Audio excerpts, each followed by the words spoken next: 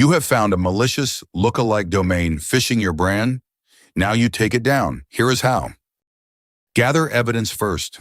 A screenshot of the phishing page, the domain name itself, and where it is hosted. You need proof before you file any report.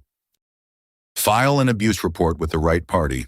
Look up the domain's WHOIS to find its registrar and hosting provider. Then send each one's abuse contact your report with the evidence attached.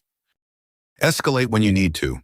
If the domain infringes your trademark, a UDRP complaint can get it transferred to you or suspended through a formal dispute process.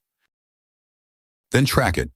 Registrars and hosting providers act on their own timelines, so you follow up and keep checking until the domain is actually down. PhishFence does the legwork. It generates a pre-filled abuse report from the evidence it already collected and tracks the takedown status for you, from reported to resolved. Start free at phishfence.io.